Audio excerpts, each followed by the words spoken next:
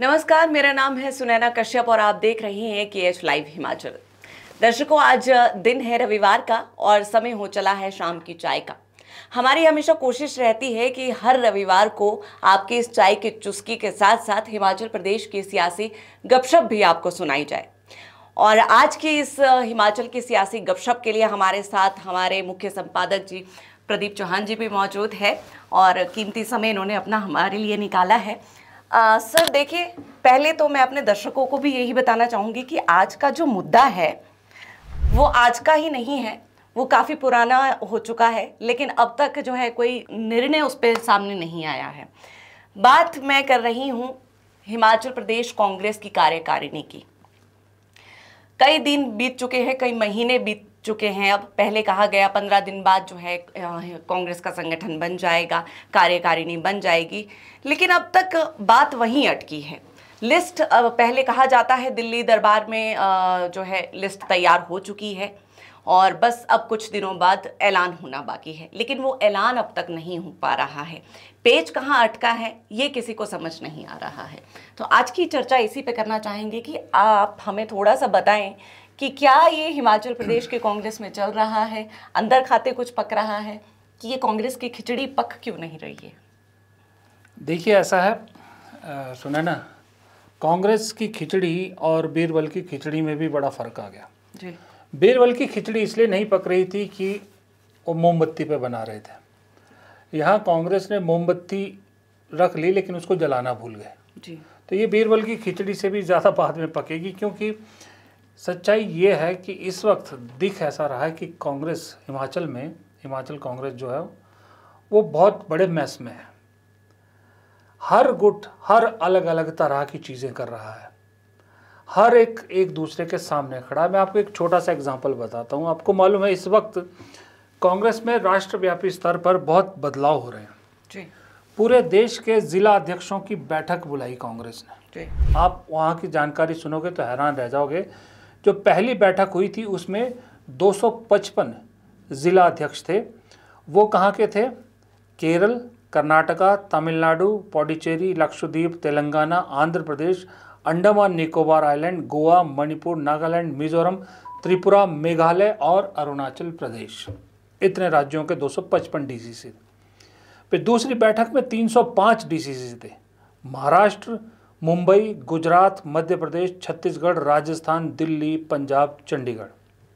फिर तीसरी बैठक में 302 जिला अध्यक्ष थे। असम, वेस्ट बंगाल, बिहार, झारखंड, उत्तर प्रदेश, उत्तराखंड, जम्मू कश्मीर और लद्दाख, यानी टोटल 862 जिला अध्यक्षों के साथ बैठक हुई थी जी। लेकिन इस लिस्ट में कहीं आपको हिमाचल का नाम सुनाई दिया? नहीं सुनाई दिया। पूरे देश के जिला अध्यक्ष राहुल गांधी से मिलते हैं, मल्लिकार्जुन खड़गे से मिलते हैं, हाईकमान से मिलते हैं, और हिमाचल जहां सरकार है कांग्रेस की वहां के जिला अध्यक्ष मीटिंग में है ही नहीं। इससे क्या संदेश निकलता है? इससे संदेश ये निकलता है कि जो इन्होंने जिला अध्यक्षों की सूची दी थी वो क्यों हाईकमान ने अप्रूव नहीं की, वरना तो बैठक से पहले रात को भी अप्रूव हो सकती थी। वो इसलिए नहीं की कि हाईकमान समझ गया है कि यहाँ पर कांग्रेस की हालत बहुत ख़राब है। अपनी अपनी सूचियाँ रजनी पाटिल को पकड़ा दी, कोई प्रतिभा ने पकड़ा दी, प्रतिभा जी ने पकड़ा दी, कोई मुख्यमंत्री जी ने पकड़ा दी, कोई राठौर जी ने पकड़ा दी, कोई किसी ने पकड़ा दी, कोई किसी ने पकड़ा दी, और किसी सूची में कोई तालमेल है ही नहीं, सब अलग से अलग। इतनी मैसिक स्थिति में किसी प्रदेश की कार्यकारिणी कैसे हो सकती है, वो भी उस प्रदेश में जहां सरकार है। कुलदीप राठौर अपनी सरकार पे सवाल उठा रहे हैं। मुख्यमंत्री दिल्ली जाते हैं, कार्यकारिणी के गठन की बात करते हैं, प्रदेश अध्यक्ष शिमला में होती हैं, वो शिमला में प्रदर्शन कर रही हैं। कार्यकारिणी के गठन में मुख्यमंत्री और प्रदेश अध्यक्ष दोनों होने चाहिए थे, प्रभारी होनी चाहिए थी, लेकिन ये नहीं है। अब इसके बाद मुझे ये समझ नहीं आता कि मुख्यमंत्री गए केरल।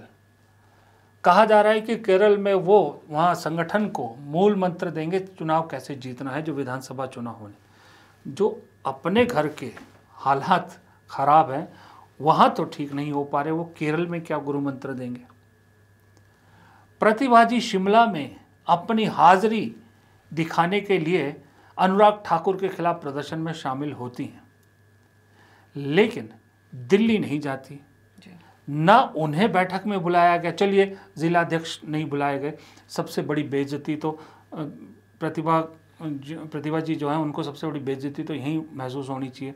मुख्यमंत्री के चेहरे पर भी तमाचा है। उसके बाद बैठक में प्रतिभा जी को भी नहीं बुलाया गया, कम से कम प्रदेश अध्यक्ष को तो बुला लेते, वो भी नहीं बुलाया गया। तो इसका मतलब ये है कि हाईकमान जो है कांग्रेस की हिमाचल को लेकर बड़ी नाराज़ है, बहुत नाराज़ है, और आने वाले वक्त में बड़े बदलाव आपको दिखेंगे। आप ये मान के चलिए, पहले देश भर में कांग्रेस का जरा ढांचा ठीक कर ले, उसके बाद हिमाचल में आपको बड़े बदलाव नज़र आएंगे। और ये जो अभी ताज़ा हालात दिख रहे हैं, डीसीसी में हिमाचल का ना होना, ये बहुत कोई छोटी मोटी खबर नहीं, बहुत बड़ी खबर है। आप मान के चलिए, अभी जो 2 साल जब चुनाव को बचेंगे और उसके बाद जो आखिरी 1.5 साल बचेगा ना, बहुत कुछ कांग्रेस के अंदर यहाँ बदलेगा, बहुत चेहरे बदलेंगे, बहुत नए चेहरे आएंगे, और कई ऐसे बदलाव भी होंगे जो हैरान भी कर सकते हैं आपको। क्योंकि अब ये बात कहीं ना कहीं हाईकमान ने इस एंगल में ले ली है कि यहाँ बहुत सारे नेता ऐसे हैं जो बीजेपी के इशारे पर काम कर रहे हैं, उनके जो बीजेपी के साथ रिश्ते हैं, ताल्लुकात हैं, वो सब कुछ, ऐसा तो है नहीं कि कांग्रेस को पता नहीं लगता, कांग्रेस हाईकमान को सब पता लगता है। और जब इतने गुट एक साथ हो ना, तो हाईकमान को कुछ करने की ज़रूरत भी नहीं है, एक दूसरे की पोल पट्टी ये खुद खोल देते हैं। तो बहुत बुरे हालत में इस वक्त कांग्रेस संगठन यहाँ पर है। आने वाले वक्त में बहुत बड़े फेरबदल की तरफ ये इशारा है।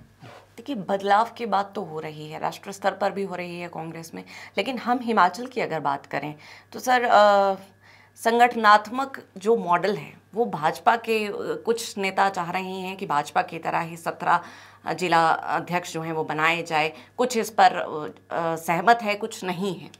तो क्या इस तरह की ये जो जिला अध्यक्षों पर ज़्यादा फोकस किया जा रहा है? क्योंकि राहुल गांधी का एक बयान मुझे याद आ रहा है, उन्होंने कहा है कि अब जो पहले कांग्रेस हुआ करते थे कि विधानसभा में किसको टिकट मिलनी है वो भी जिला अध्यक्ष पहले डिसाइड किया करते थे, फिर बाद में ये बदलाव होते गए। तो क्या फिर वापस वहीं पर कांग्रेस लौट रही है और इसीलिए कहीं ना कहीं जिला अध्यक्षों पर सहमति नहीं बन पा रही? क्या ये कारण है? इसमें सुने ना, एक चीज़ बिल्कुल साफ है ना, कि कांग्रेस जिला अध्यक्षों को पावरफुल बना रही, इसमें कोई शक नहीं है। जिला अध्यक्ष सीईसी की बैठक में होंगे, जो चुनाव की जो कमेटी होती है उसमें वो हिस्सा होंगे। मान लीजिए कि विधानसभा चुनाव है और शिमला जो ज़िला है उसको लेके उम्मीदवारों की टिकट फाइनल करनी है, तो उसमें शिमला का ज़िला अध्यक्ष बैठेगा, शिमला के ज़िला अध्यक्ष बैठेगा, उनकी रिकमेंडेशन भी मानी जाएगी। ये तो पावर करने की बात है, इसलिए जिला अध्यक्ष इतने इंपॉर्टेंट हो गए। सब चाह रहे हैं कि हमारे जिला अध्यक्ष बने, हमारे जिला अध्यक्ष बने, ताकि ज़रूरत पड़ने पर वो हमारे लोगों का नाम रिकमेंड करें। लेकिन इसमें पेच ये है कि क्या कांग्रेस हाईकमान को मालूम नहीं है कि अगर जिला अध्यक्ष को हम इतना पावरफुल कर रहे हैं तो हर नेता, बड़ा नेता अपने लोग बिठाना चाहेगा। इसी से बचने के लिए कांग्रेस हाईकमान ऐसे लोगों को जिला अध्यक्ष पर बिठाना चाहती है जिनका बैकग्राउंड पूरा चेक हो, जिनकी पहली प्राथमिकता संगठन हो, सत्ता या कोई नेता ना हो। इसलिए ये जो लिस्टें गई थी एक भी अप्रूव नहीं हुई, क्योंकि इस लिस्ट में सब के सब चरण पादुका वाले थे। कोई सुक्खू जी की चरण पादुका वाले थे, कोई प्रतिभा सिंह जी की चरण पादुका वाले थे, कोई किसी और के। उन सब को इसीलिए रिजेक्ट किया है। और अब ये जो ढूंढने हैं जो सही में जिला अध्यक्ष के पद पर बैठने के काबिल होंगे, ये रजनी पाटिल का काम बहुत बढ़ गया है इसमें, क्योंकि इतने गुटों में कांग्रेस नहीं दिखेगी आपको बटी हुई। आपकी सरकार 3 राज्यों में है, तेलंगाना में गुटबाजी अभी नाम मात्र को है, नहीं दिखती। वहाँ रेवंत रेड्डी मुख्यमंत्री बहुत पावरफुल है, उन्हीं के आदमी प्रदेश अध्यक्ष हैं। आप आइए कर्नाटक में, आपको वहाँ सिद्धारमैया और DK शिव कुमार दिखेंगे दोनों, लेकिन ऐसे ओपनली वो भी नहीं आते। लेकिन जितना यहाँ पर प्रतिभा सिंह राठौर, मुकेश अग्निहोत्री, सुखविंदर सिंह सुक्खू, बाकी कोई और, एक आध कोई और, ये जो इतने धड़ों में बट गई है, इतने से प्रदेश की इतनी सी कांग्रेस, ये अभी कांग्रेस हाईकमान इस तरह से उसको लेके सिरदर्द नहीं लेना चाहती। उसके सामने अभी बड़ी चीज़ है। अभी देखिए, ये मुख्यमंत्री हो या प्रतिभा सिंह हो, ये अहमदाबाद जा रही हैं अधिवेशन के लिए, कांग्रेस के अधिवेशन में। वहाँ इनको ठीक ठाक फटकार पड़ने वाली है। ये भी आपको पहले बता देता हूँ, ये मेरे सूत्र बता रहे हैं कि वहाँ फटकार पड़ेगी, क्योंकि ये जो मैस हुआ है ना कि जिला अध्यक्ष सिर्फ हिमाचल के जिला अध्यक्ष नहीं, अपनी सरकार होते हुए जी, ये अच्छा नहीं लगा है ना राहुल गांधी को ना मल्लिकार्जुन खड़गे को। दोनों लोग इससे नाराज़ हैं। अब इसका नाराज़गी का किसी पे तो ठीकरा फूटेगा। जी सर, देखिए अभी कुछ दिनों की बात है, पहले आपने भी बताया हमारे दर्शकों को कि जो पूर्व प्रदेश अध्यक्ष थे राठौर जी, उन्होंने तो खुले मंच से ये कह दिया कि सरकार में तवज्जो नहीं मिल रहे हैं, कार्यकर्ताओं की अनदेखी हो रही है।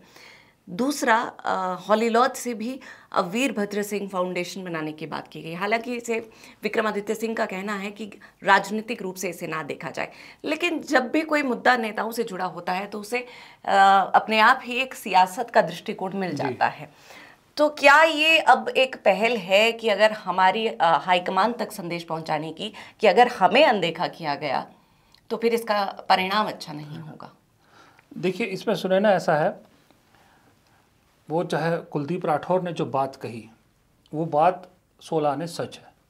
किसी भी आम कांग्रेस कार्यकर्ता से आप बात कीजिए, वो उनकी यही शिकायत है कि हमारी सरकार होते हुए भी हमें कोई फ़ायदा नहीं हुआ, हम पर जो पिछली सरकार के मुकदमे दर्ज है वो भी जस के तस है, तो अब हम क्यों निकले। ये बात नाराज़गी है नीचे तक, इसमें कोई शक नहीं है।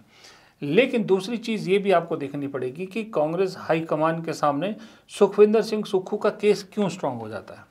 सुखविंदर सिंह सुक्खू के 2-3 पॉइंट वैसे जेन्युइन है। पहला पॉइंट उनका ये है कि एक तरफ तो बीजेपी लगातार उनकी सरकार गिराने की कोशिश में लगी हुई है, ऑपरेशन लोटस उनका चल रहा है, वो बंद नहीं हुआ। अब सुक्खू कहते हैं कि मैं उससे लड़ूं कि जो मेरे संगठन, जो मेरे साथ होना चाहिए, सरकार का साथ देना चाहिए पार्टी को, वो मेरे खिलाफ खड़ा है, या मैं उससे लड़ूं, या जो गुटबाजी मेरे खिलाफ हो रही है, जिनको मंत्री पद नहीं मिला है, उनसे लड़ूं। ये बात, ये पक्ष सुखविंदर सिंह सुक्खू के उसमें जाता है कि हाँ, बात तो सही है कि वो सरकार चलाएं कि इन सब चीज़ों से लड़े, क्योंकि इन सब के पीछे सरकार चलाना कहीं पीछे रह गया है, कांग्रेस के वादे पूरे होना कहीं पीछे रह गया। क्योंकि वो कहता है मैं इसी से लड़ी जा रहा हूँ, कभी बीजेपी से लड़ता हूँ, कभी प्रतिभा सिंह से लड़ता हूँ, कभी राठौर से लड़ रहा हूँ, कभी किसी और से लड़ रहा हूँ, तो मैं काम कब करूँ, कब मैं संगठन पे, सरकार पे ध्यान दूँ, कब मैं अपने कार्यकर्ताओं की जो है वो उनकी समस्याओं का समाधान ढूंढूं। ये एक पॉइंट उनके पक्ष में जाता है। लेकिन अगर ओवरऑल अगर आप देखोगे तो मुझे लगता है कि ये जो लड़ाई है कांग्रेस की, ये इतनी भारी पड़ जाएगी। सुखविंदर सिंह सुक्खू तो अपना मुख्यमंत्री का चाहे 4 साल चाहे 5 साल जितना भी वक्त है वो करके जाएंगे, उनमें मुख्यमंत्री का ठप्पा लग चुका है। लेकिन उसके बाद कांग्रेस का, जो कांग्रेस के कार्यकर्ता कह रहे हैं, मैं नहीं कह रहा, हिमाचल के जो कांग्रेस के जुड़े लोग हैं, कांग्रेस के नेता कह रहे हैं कि उसके बाद ऐसा डब्बा गोल हो जाएगा अगर यही सिचुएशन रही कि फिर उत्तराखंड की तरह बस बीजेपी आपको शासन में दिखा करेगी, कांग्रेस को 20 साल लग जाएंगे शासन की तरफ आते हुए। ये भी तय है। इसलिए जल्द कदम उठाना बेहद ज़रूरी है, लेकिन वो प्रदेश स्तर पे उठेगा, केंद्रीय स्तर तो अभी पहले औरों को निपटाएगा, फिर हिमाचल पे आएगा। हिमाचल प्रदेश में कांग्रेस कह रही है कि भाजपा के कितने टुकड़े हैं, वही स्थिति क्या कांग्रेस में नहीं है? कांग्रेस भी तो इतनी ज़्यादा गुटों में बटी हुई है और ये जग जाहिर है, ये छिपा नहीं है किसी से। तो आने वाले समय में अब देखिए, जिला अध्यक्षों के साथ भी हाईकमान की मीटिंग हो चुकी है, अब भी कांग्रेस का संगठन नहीं बना है, कार्यकारिणी का कोई अता पता नहीं है। तो अब तो सर फिर वहीं हम उसी सवाल पर आ गए हट फिर कर कि कहाँ अब कार्यकारिणी कब बनेगी, कैसे बनेगी, इसका समाधान कैसे निकलेगा? देखिए सुने ना, क्योंकि प्रोग्राम लंबा हो जाएगा इसलिए फटाफट बता। एक चीज़ है, एक चीज़ हमेशा याद रखिएगा राजनीति में, कि राजनीति में जो सत्ता में होता है गुटबाजी उसी की ज़्यादा मुखर होकर निकलती है, उसकी गुटबाजी ज़्यादा दिखाई देती है।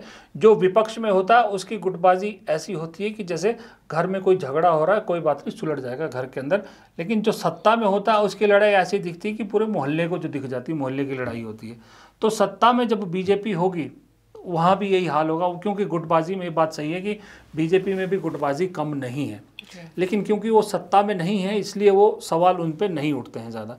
रही बात ये कब बनेगी, कैसे बनेगी, क्या बनेगी, मुझे लगता है कि ये जो कार्यकारिणी है ये गठित होगी या नहीं होगी, लेकिन इस सब के चक्कर में जो रजनी पाटिल है वो न बजाएंगी। मुझे लगता है वो जो प्रभारी अभी बनी है, क्योंकि जब ये नए प्रभारी बनाए गए थे कांग्रेस हाईकमान ने 2 शब्द इनको बड़े क्लियरली कहे थे, जो मल्लिकार्जुन खड़गे ने ट्वीट भी किया था, एक्स जिसको बोलते हैं हम, कि जिम्मेदारी और जवाबदेही।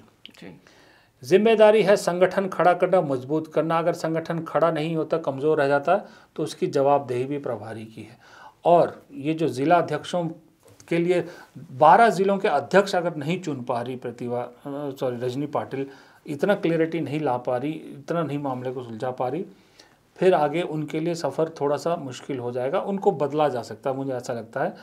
लेकिन अगर मैं ईमानदारी से कहूँ एक पत्रकार के तौर पर, तो रजनी पाटिल को, और जो अभी कांग्रेस है हिमाचल में, इसका बहुत बड़ा जिम्मेदारी इसकी उन पे है, राजीव शुक्ला पे, जो इससे पहले प्रभारी थे। राजीव शुक्ला इतने वक्त प्रभारी रहे, उन्होंने कुछ नहीं किया। वो सिर्फ हॉलीडेज़ पे आते थे हिमाचल में। जब दिल्ली की गर्मी सताती थी या उन्हें आराम करना होता था तो वो हिमाचल की तरफ आ जाते थे। जिन्हें प्रभारी रहते हुए ऑपरेशन लोटस की जानकारी नहीं मिली, वो भी राजीव शुक्ला जैसे नेता को, जिसके हर पार्टी के अंदर सोर्स है। कहा जाता है कि इस दुनिया से आलू ख़त्म हो जाएगा लेकिन राजीव शुक्ला नहीं ख़त्म होंगे। इस तरह की उनकी हर जगह प्रेजेंस है, उसके बावजूद उन्हें भनक नहीं मिली ऑपरेशन लोटस की, ये हो ही नहीं सकता।